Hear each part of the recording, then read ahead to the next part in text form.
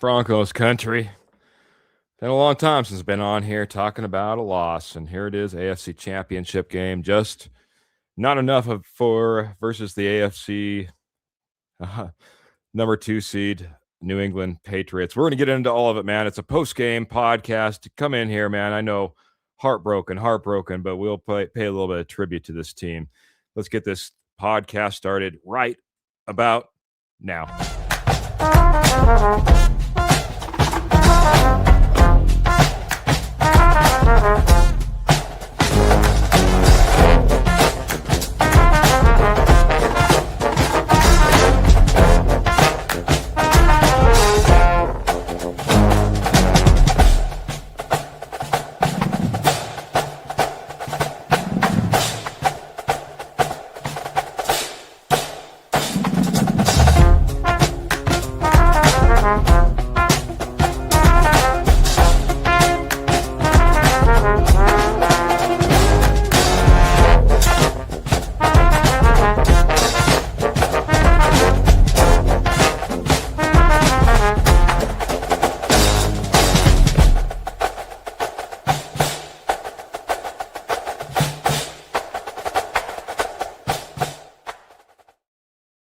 Oh, boy. Welcome into the Denver Bronco Roundup podcast, brought to you by Rocky Mountain Sports Network. We have an amazing sponsor, Morgan Trinkets.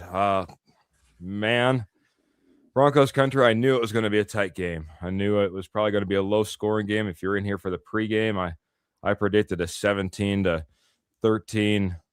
Denver Broncos win in this. It was that close. It'll be that close. A lot of decisions will be questioned, but no questioning who I can always count on to be by my side, win, lose, or draw. Mr. Kenny Kirkpatrick coming in here for a post-game podcast. Try to help me through this Broncos loss in the AFC Championship. Kenny, thanks for being here, my friend. Appreciate it. And it's tough. It's tough, but that's what we do. Win or lose, we're here. And this is going to be a tough one to swallow because there's going to be a lot of what ifs. What if Bo Nix was healthy? This could be a 14-point win by the Broncos today if Bo Nix is healthy. You saw Jarrett Stidham, who didn't play and throw a ball in 2 years. That's what you saw for the most part today. And the Patriots took advantage of it and came up with one play more than the Broncos. Tip your cap to them, but what should have, could have been with Bo Nix. But we'll move on. Broncos will move on, and we'll be back stronger than ever from this. Proud and strong, man. Proud and strong is how we're going to feel about this team. Like Ernie Mays coming in here and say, go Broncos country only. You knew that you could rely on Ernie Mays coming in here and, supporting his team like he has all year, supporting us as well, being part of the posse, being part of the comments. Paul's coming in here and saying, dang it, we could have used Dobbins and Bo, and Kenny, you mentioned it right before we went on, man. This is a different game if Bo Nix was in this game, starting this game versus Jarrett Stidham. It's never the same without a good friend like this, Mr. Trevor Salzman, who's also going to jump in as well, get his thoughts on this. Before I go to that, I want to just hit one more, maybe two. It was a great season, tough game to win with your backup QB and the conditions in the second half, but not taking 3 in the first half will haunt Peyton all offseason. And doubling down on that, Paul's saying, kick the ball, Sean. Forget run the ball. I think a lot of us are going to be saying, kick the ball, Sean. Trevor, what a tough loss. Always in it throughout this entire game, but in the end, weren't in it to the very end. Didn't have that opportunity to lead that comeback and pull out a victory. No AFC championship for the Denver Broncos. Welcome in, my friend. Yeah, I mean, obviously a tough, heartbreaking loss. I think for Broncos fans, the Broncos just in general. I mean, we can talk about Sean Payton needing to kick that field goal, and I 100% agree with it. My thing is, and I don't mind him being aggressive there, because here's the thing: like, if they get at that first down, you're like, wow, that's such a great play call by Sean Payton and whatnot. But I just didn't like the play call when you went for it. I mean, play action pass when you had the Patriots looking to blitz and looking to get after Jarrett Stidham. I think that was a poor play call if you're going to go for it there. I don't understand the play call at all. I mean, if you're going to do that, I mean, why didn't you just full back dive? You just did that to pick up a first down. I mean, or like some version of the tush push. I mean, then there's something you don't need to do something like fancy. And I think Sean got a little fancy there with that play call because it worked the first time, that touchdown pass to Cortland Sutton. I think he tried to do that again and catch the Patriots defense off guard. Didn't work at all. And so, yeah, that was obviously a big point in time of the game. But here's the thing, Keith and Posse members. I mean, it's really this offense just got really stagnant all game. I mean, after that first drive, there was nothing, really that this offense did after that. And you can, and I don't want to use the weather as an excuse. It's not an excuse. It's Jarrett Stidham. Obviously, he's not a starter in the NFL. And there's a reason he's a backup. You were all hoping and praying that he would bring something out of this Broncos offense. And there were certainly signs of that. But, I mean, you just really couldn't get much of the run game going today. I feel like the offense got really stagnant, and they just weren't able to hold their own throughout the game and move the football. You have to keep the ball to Drake May's hands. And, unfortunately, this Broncos offense just didn't do a good enough job of that after the first drive. Keith, can I interject for 10 seconds, and I'll be really quick? And just the only reason you mentioned the weather, and I agree, but you can't tell me nobody in Denver doesn't know the weather forecast. There's a blizzard coming, blizzard conditions coming. You go up 2 scores, there's a good chance the Patriots are not coming back. He should have kicked the field goal, in my opinion, in the first quarter, in first half. All right, I'll bring Jody in. A lot of passion here, obviously. There should be a lot of passion. We had a lot of expectations, and the possibility laid right in front of us for most of this game. Jody, disappointing loss. Couldn't get past the Bo Nix injury. Jarrett Stidham wasn't the miracle I guess we were hoping for in the end, but a lot of things didn't go right, and you have a 10-7 victory. Or loss, I'm sorry.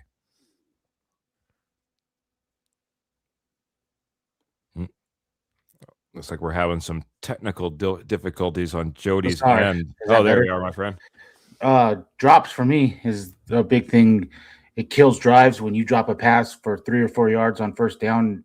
Now you're 2nd and 10. It happened multiple times in this game. And it's something that I want to address this offseason. Denver had over 50 drops this season. They were 2nd, and now they're 1st in the NFL in drops. They led the NFL in drop passes. It's a massive problem with this team. Sutton had one early in the game that would have kept a third down, kept a drive going. And then the first 2 drives of the coming out of half, easy little passes dropped. That just kills the drive. We all know we don't have a run. We don't have a run game. We don't have a running back there. RJ Harvey is not it. He likes to just run up the back of his offensive lineman, and that's it. So they're going to have to address that this offseason. They're going to have to address pass catching, and they're going to have to address finding a running back that can run the football. I'm whatever on the field goal early. I mean, because you don't know. I mean, yeah, you don't know what the elements are going to turn into. So if you can go up 14 there, I mean, points that are premium, you probably should kick the field goal there. But it is kind of is what it is.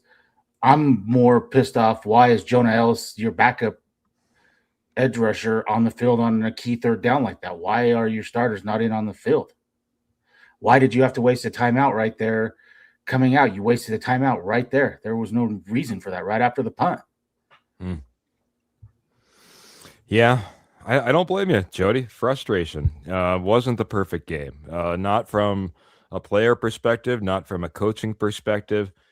I'll even go back to what Trevor is saying, maybe like you, Jody, you're saying, I don't mind if you go for it on 4th down in that early one. But like Trevor said, play call selection is big at that point. You can't be going out there and I don't know, trying to be so fancy. I'll just put it that way, man. I think we tried to get a little bit too smart, a little bit too cute. And if you're really wanting to do it, then go out there and get it done.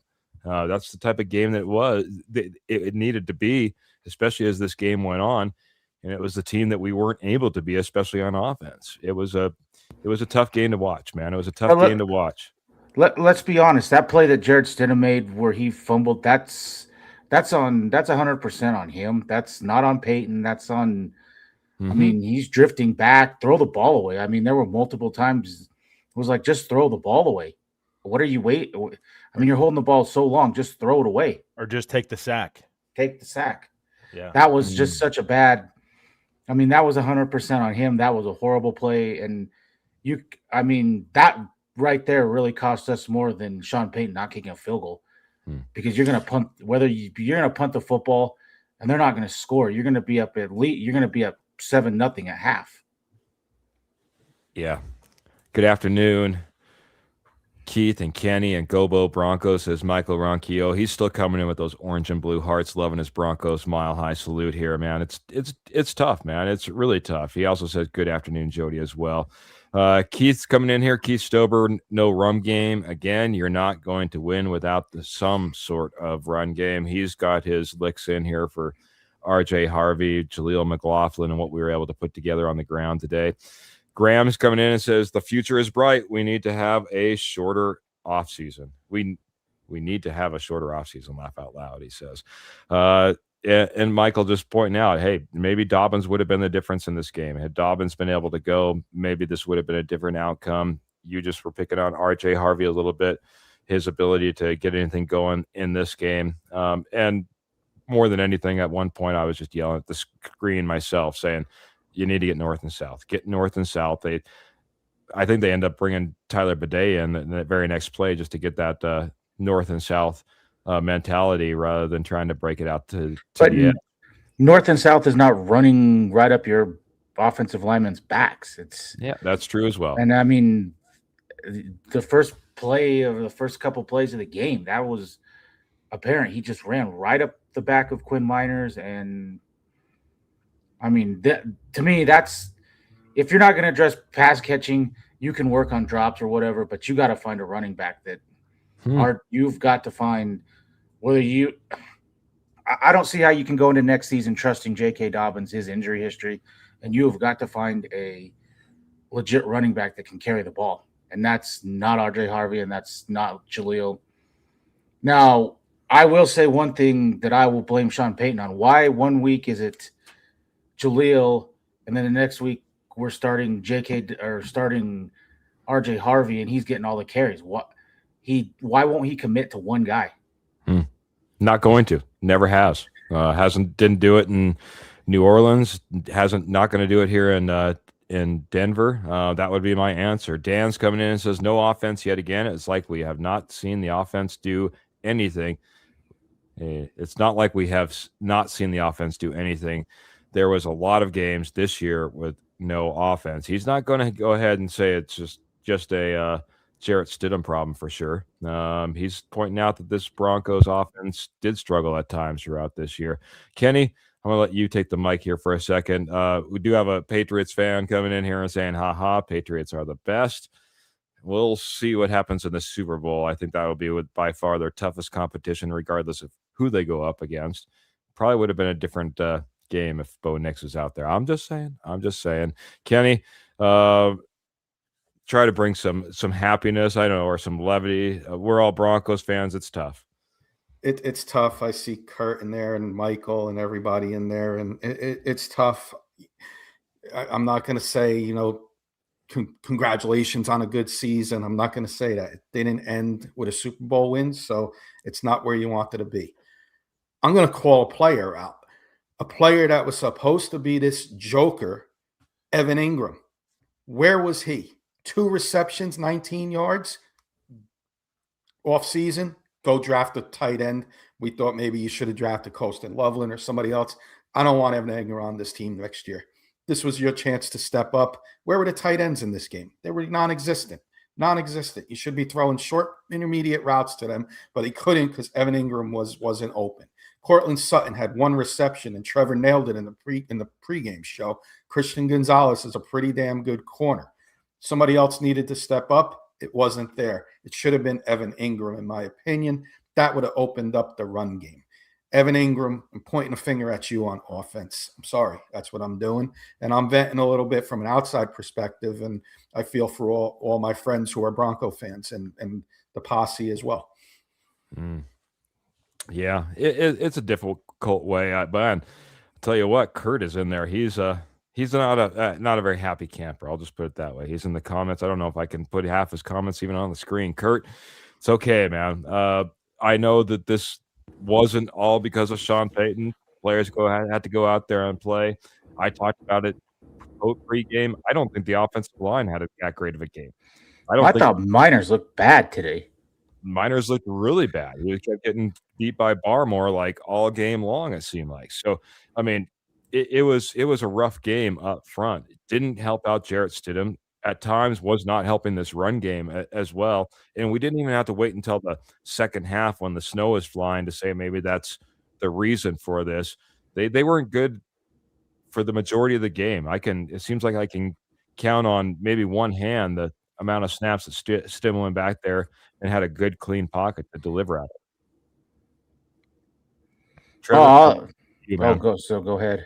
Yeah, no, I mean, I agree. I think the offensive line definitely struggled today. I will say, though, I mean, this is where I come back to play calling. Why are we trying to throw down the ball down the field so much with Jarrett Stidham? Like, he seemed like all game long he was looking to push the ball so much and look for that big, throw down the field. And I understand it worked the first time, but you don't think the Patriots are going to try to adjust to that? I mean, what are those intermediate routes over the middle of the field? Where are any of those to help get the ball out quicker? Help your offensive line out a little bit more. I know that we talked about the Patriots pass rush not really being an issue, but it seemed like they were a little bit of an issue, at least in this game. I just poor adjustment, I think, at halftime where I would have tried to get the football out a little bit quicker, and just seemed like he was either, run the 9 route and run straight down the field and try to outrun somebody, or it was a screen, a lot of screens thrown and really negative yardage. So that's where I'm like, the play calling for me wasn't there today either. I think we could go around and around and around. And there's a lot of different things that could have been different and should have been different. Just overall, just wasn't really good. Just in general. Kurt Valente should be firing up the draft board pretty quickly. It looks like, man, he's ready. He's ready to go out there. He's ready to go shopping. He's going to get 5 first-round picks plus all 5 best all pros out there, not already on the Broncos. I feel it, man. Feels like we're close, but not close enough. It feels like we have talent, but not enough talent. There will be opportunities to go out there and make this team better. And I don't think this ownership group, that George Payton, Sean Payton, are nervous to do so, are scared to do so. Yes, there'll be upgrades. We're going to be coming out of a big old dead cap once again, and we'll be looking towards the future. It's good to see Outlaw Bill in there. It's good to see Paul in there. It's good to see Kurt in there. Thank you all for coming in here. And I don't know, just trying to put this season into context, man, because I think there was a lot of things that went really, really well. Obviously, we got the 14-3. It was led in part on the back of Bo Nix, and that is part of the reason we weren't out there performing today. But I don't want to sit here and discount every single one of these employees. Yeah, they are employees of the Broncos. Every single one of these players for what they did do to get us to where we got to. I think if you're just saying, hey, we need to completely revamp the roster if we're going to make it, you might be selling yourself a little bit short. But there are improvements that will be made. I'm sure we'll be talking about them tons in the offseason, man. I don't want to say revamp, but you need more playmakers on this team. You need a running back. You, like Kenny said, you need a tight end, and you need multiple wide receivers. You probably need 3 to 4 offensive weapons on this team, to be honest. Then you're right here with Kurt Valente. RB1, wide receiver 1, wide receiver 3, tight end 1. Yep. He says, you want backups, I want stars. I'm 100% in agreement with that. I mean, what is Troy Franklin really? He's a 3 at best. He doesn't play Marvin Mims, so whatever you think of him. Pat Bryant can't stay healthy. And Cortland Sutton, I don't know what's happened to him the last month, but he's just dropping the ball. He has had the drops. He has done nothing for the past month and a half. And you don't have a running back that can do anything. They bust off a play here or there, but you don't have a running back like Stevenson. When you say, go get me 3 yards, he can put his head and run up the middle and get you 3 yards. You don't have that. Fair enough. We'll be talking lots of offseason as we progress, man. Like I said, though, Trevor, I feel good about what this team has done to get here. Some of the players that's really contributed. I think what this ownership this coaching group has done to really put this culture together. This is a disappointing loss. Even with a backup quarterback, they really thought they could go out there and win. I don't know. I'll keep going around. Give me your thoughts on it, but that's about all I got, man. That's about all I feel right now. So yeah, I mean, well, and I think the biggest thing was in this game that was missing. We talked about Bo Nix, but is Bo Nix's mobility. I mean, that was a big discussion we talked about pregame. Was the biggest difference between Stidham and Bo was Stidham was much more of a pocket passing quarterback. Yeah, he's athletic, but he's nowhere near athletic as Bo. Bo would have definitely, you would have gotten a couple first downs on that one, being as mobile as he was. I thought Stidham came out and thought he was very confident after that. I think there was times where he lost a little bit of confidence in himself. I'm starting to wonder that a little bit. That interception was obviously poor down the field. He was just trying to make something work there. But I think with Bo, that was the biggest thing is you missed that mobility. Being able to, hey, if the play breaks down and no one's there, no one's open, he can run and get you 5-6 yards, or he can run and get you a first down and beat a defender. With Stidham, it's a lot harder to do so. So Bo Nix's mobility was missed very much so today, and you could see that with this team. But I mean, I think everybody should be excited and happy because I will say going forward, this team is in a good situation. I mean, you talk about adding wide receivers and tight ends and whatnot, and I definitely agree with that. There's a long off season ahead. As much as Graham says it's a short off season, it's going to be a long off season for us, but or for the Broncos, should say. But no, I mean, I think there's no reason to have to hang your head on this. Who expected the Broncos to be in the AFC Championship game? Start from week one. Who? Yeah. Nobody expected them to be here, and so they're here. $32 million of Russ's dead cap is coming off. That situation, we can put that situation fully behind and move forward and try to make this team better. I think there's a lot to learn from this season. Bo's got to come back healthy and ready to go. You've got to put some more around him, playmakers, whether that's running back, tight end. Defensively, we'll see what happens with the coaching staff, but you've got to be able to stop the run better. I think again that's an emphasis that I've been trying to make for a long time now. You've got to be able to stop the run more. Ramondre Stevenson hasn't done much at all this year.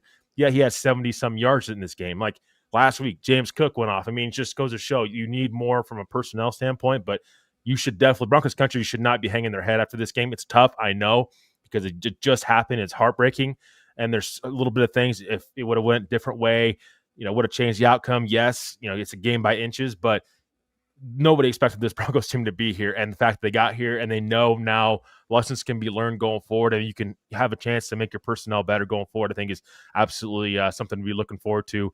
It's tough though, and but over time it'll get easier and easier to just to handle and look forward to the offseason. Tough to stomach right now. Do you guys think that was a first down when he challenged it? Or are you guys a little upset that they didn't at least try to measure it like Gene Steratore said, let's measure it and see where we're at? Yeah. For me, Jody, I know everybody here is a Bronco fan. For me, I said, don't challenge it because they're not going to overturn it. I know Sean pointed to the sky cam, and that showed that it was close, and but I just said that there's not enough evidence here to overturn it.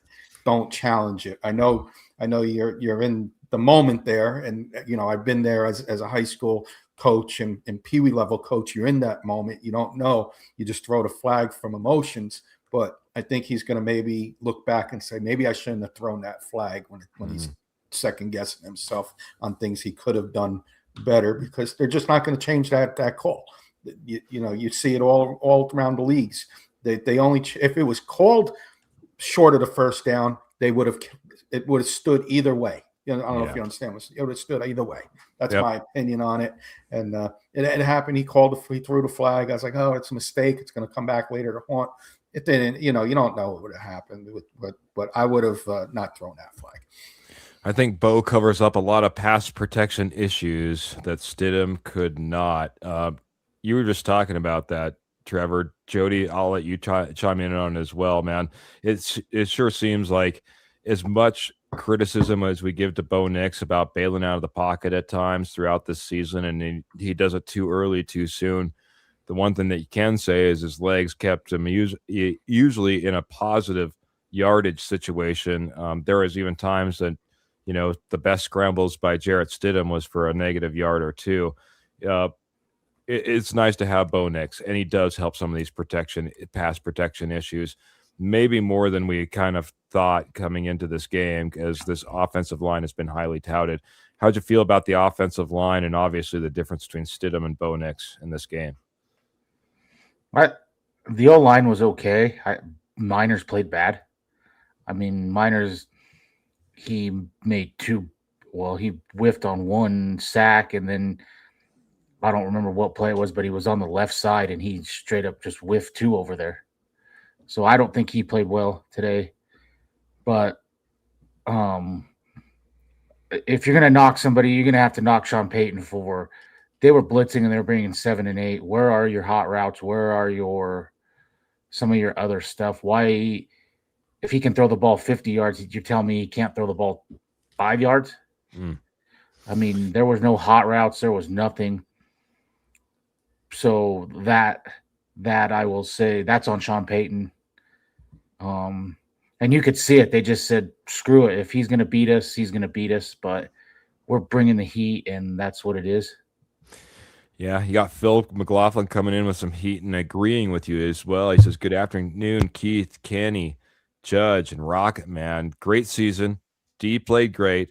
We needed a turnover in this game, though. Stiddy did fine considering everything. He said he's proud of this team, but Peyton really needs help with play calling. And you talked about it, man. That was very frustrating to me. This New England Patriots team did try to come after this Broncos team, or Jarrett Stidham and the Broncos, all game long. They figured out the recipe. By the way, Phil McLaughlin, thank you so much for the 200 stars, man, coming in here and supporting the show with this comment as well. But yeah, absolutely, man. I think that Sean Payton put this team in a bad position with some of the play calling that he had, because he wasn't able to dig Stidham out of any of the absolute pressure that the Patriots were putting on this team. It was rough out there. It was really rough. I'll go over to Trevor, man. I'll let you talk for a second, man. Yeah, I mean, I think the protection was an issue in this game. I mean, it just didn't seem like Stidham ever had time. I think you had said earlier, Keith. I think also, like Jody said, I mean, there's just wide receivers weren't getting open. It just seemed like there's a lot of after that first drive, it was got stagnant. It was screens or it was trying to throw 9 routes straight down the field and trying to outrun Christian Gonzalez, and it didn't work. I mean, you worked the first time, yes, but it didn't seem like there was enough creative play calling throughout this game. And the recipe for success, I mean, again, I understand Sean Payton's lack there of wanting to run the football. I get that. He loves to pass the football, wants to make those explosive plays. I understand that. But the weather conditions, you should be able to turn to your run game and trust your run game. And again, if we're talking about, they need to go out this offseason, go get a running back. Well, here's the thing. I think it sheds a light on like RJ Harvey. That's a second-round draft pick, and he's struggling this much. You can't even get 50 yards from your running back. I mean, you got to have some sort of run game if you're going to go deep into the postseason. You got this far. Thank the Lord. But going forward, you've got to have some sort of run game, and I think that's what this Broncos team needs to look forward to this offseason. You've got to help out Bo, and you've got to help out this offense just in general. So I think Sean Payton could have been more there. The crisp, he's got to be more crisp in this kind of moment. Act like you've been there before, kind of thing. Again, it's a game of inches, so very littlest thing can cost you a game. And it seemed like there was many little things that stacked up to a Broncos loss today. Kenny,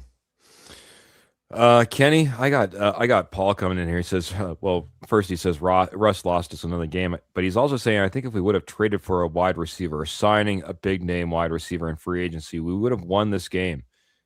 He's feeling like Sutton is a number 2. Outside perspective, man. First and foremost, is Sutton looking more like a number 2 than a number 1? And I'll have you answer the question, I guess, for Paul. Does that make the difference in this game? I think it does, but I think Sutton's a low end 1, maybe a top of the end number 2 on certain teams. But I know Dave is in here and Kurt's in here about, we're going to spend money next year. And they mentioned Troy Franklin, but Troy Franklin hurt and Pat Bryant going down is a huge loss. I don't care what anybody says in the media. I don't care what anybody says. This is my opinion. You lose Pat Bryant and Troy Franklin. You got little Jordan Humphrey and Elijah Moore, who was sitting on the couch 4 weeks ago in your starting lineup. And you wonder why you have no run game. if I'm a defensive coordinator for the opposing team, I'm looking at the opposing wide receivers. I'm putting my number one corner on Cortland Sutton. I got my linebackers to cover Evan Ingram, and I'm going man to man on the other two guys because I'll let them try and beat me with those two guys.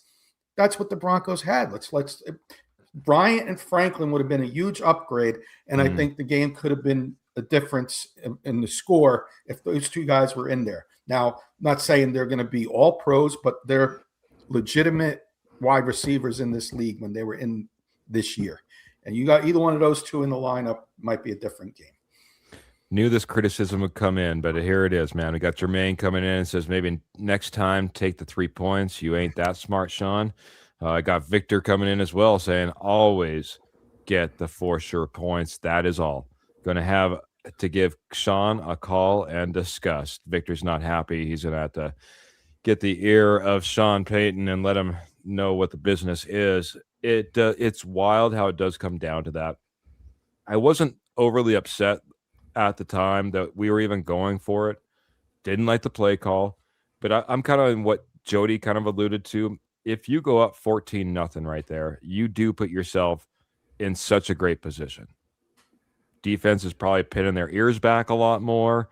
All of a sudden now the weather changes in the second half and you're up by 14 to you're up 14-0 potentially at that point in the game as well. I mean, if you're sitting there, like I said, completely different game, I think, than even 10-0. So I don't mind Sean Payton trying to get the points and trying to get them early. Maybe he did know the weather and knew that was coming in.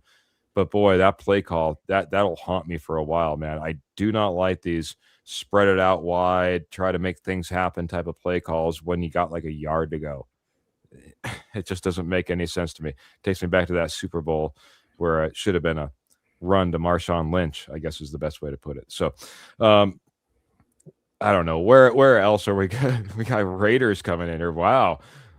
Look at that. I'm 50-50 on that because that's not – I mean, now it looks like that's what lost you the game.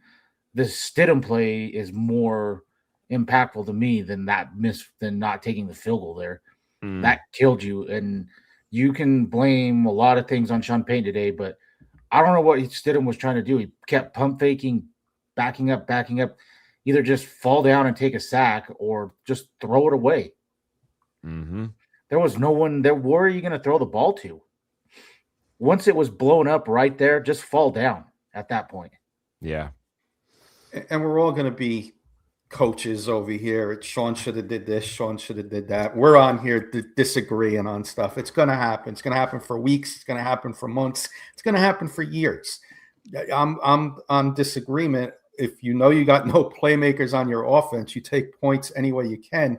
I would have went for the 3 there to go up 10, knowing the conditions that are coming. And my defense has stopped the Patriots and pretty much stopped them the whole game. If it wasn't for Stidham's fumble, backward pass, the Raiders, Patriots got zero points, 3 points they got in this game. So,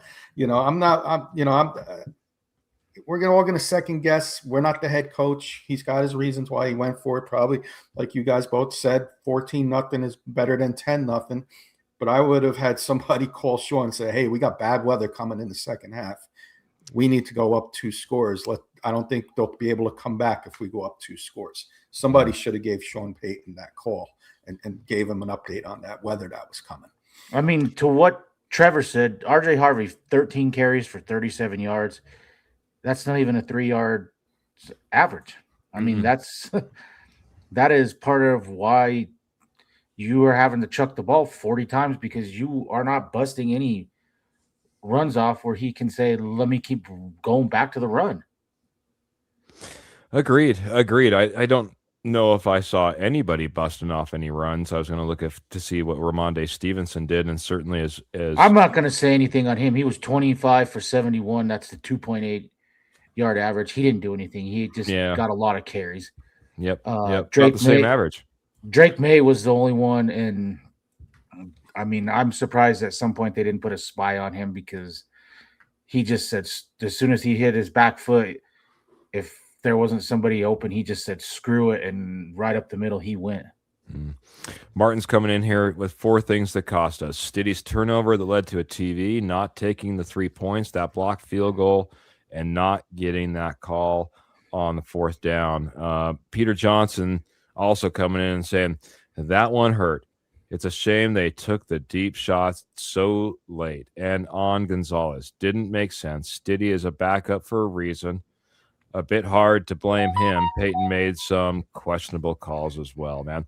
It would have been a Cinderella amazing story, Trevor, if we would have came out of here AFC champions, backup quarterback. We are trying to reach back to our Frank Reich days and our Jeff Hostetler days and Nick Foles, and try to rally around this guy and push us on to a Super Bowl. Like I said, it would have been Cinderella, but nonetheless, it is heartbreaking, man. It's tough, especially in a game like this where it was so close for so long. You had the lead at one point. You had the opportunity to go up even further. In the end, the Patriots put up just 10 points, but just enough to go ahead and get a victory. So regardless of all of it, and I think I just want to, again, keep some perspective on, I think, how great this season was and how unforeseen it was for a lot of Broncos fans to even get to here.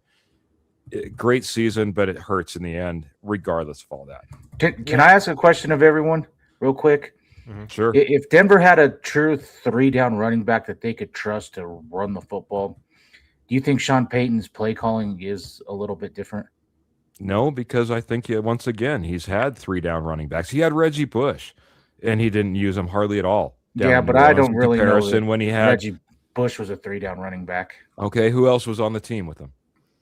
I don't know who he had. Oh, I forget his name now. Probably the guy that was in Denver too. I can't think of his name. No, Alabama running back. Oh, he had Mark Ingram. Yeah, Mark Ingram. Yeah. Mark Ingram and Reggie Bush. It's 2 great running backs, in my opinion, that honestly on a lot of teams would be a 3-down back. You can't tell me if Reggie Bush would have went to the Texans, he wouldn't have been a 3-down back. He would have been a 3-down back. Sean Payton doesn't use a 3-down back. You can bring whoever you want in here. Notre Dame running back Love, you can bring in anybody. J.K. Dobbins comes in, Travis Henry comes in. I don't know. You thought I was high on Audric Estime. Wait till we draft Jeremiah Love and oh boy, I hope we use him. Trevor, I went on that big ramble and said, hey, wow. Is someone banning comments in the background? Michael, I made a mistake. I'll talk to you on the side, Keith. I apologize to Michael. There's a guy, and I was trolling Michael pretty bad, so I banned him. Okay, yeah, we don't want to be banning Michael Ronquillo. So no, and I messed something up, so I formed Michael. So the guy was trolling Michael really bad, talking really bad stuff. So okay, I appreciate you looking in the background, Trevor. Though, like I said, man. Cinderella season, but in the end, it didn't come true. Heartbreak nonetheless. Yeah. I mean, that's the thing too.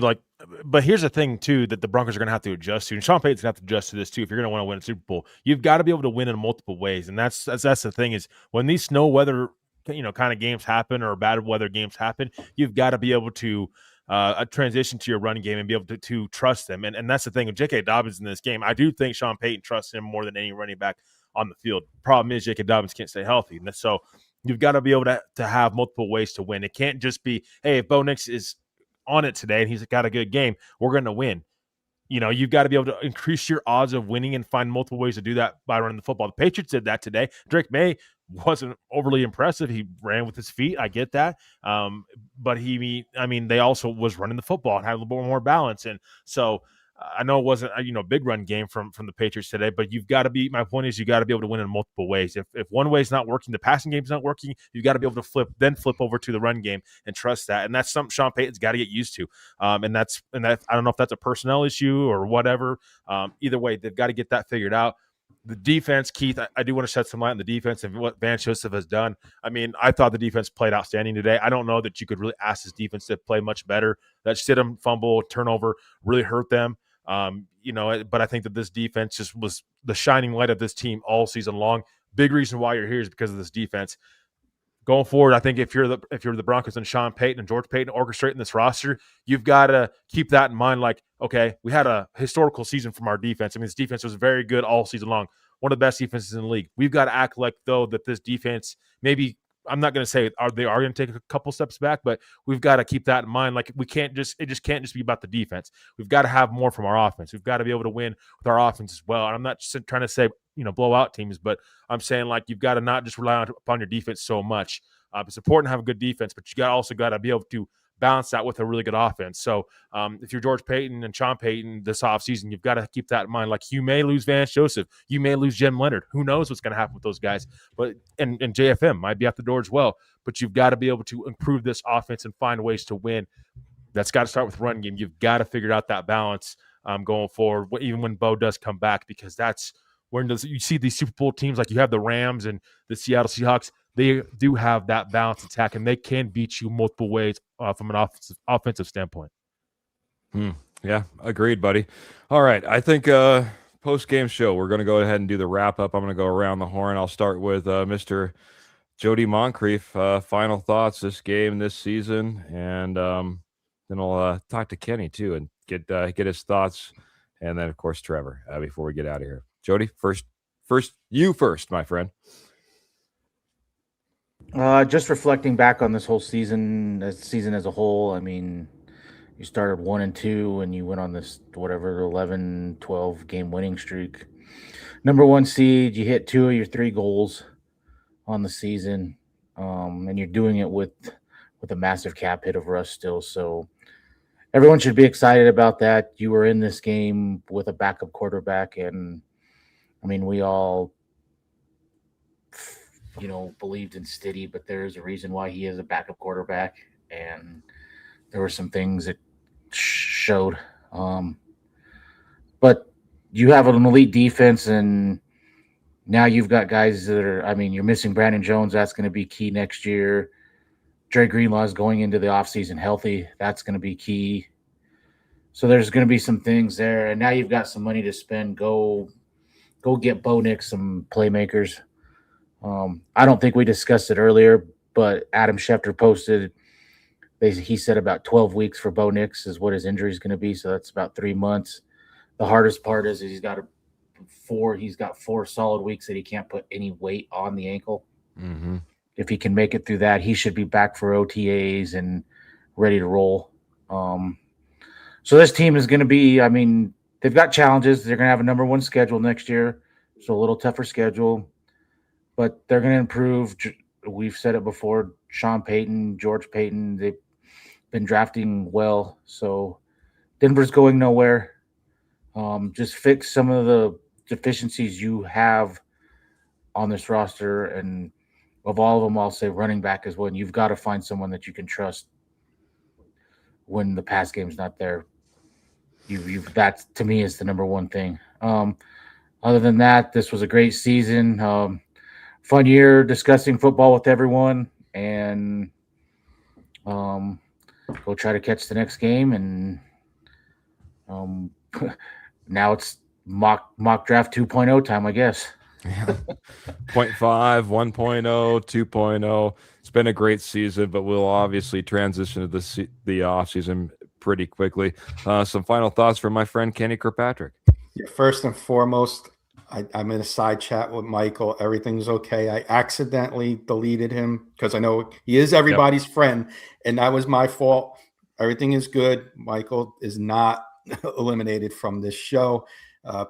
We had somebody doing something that Michael wasn't happy with, but we're all good. On the Broncos, I think we got, take this as it is. You lost your quarterback. You got your franchise quarterback. That's the hardest thing to find on a team is your franchise quarterback.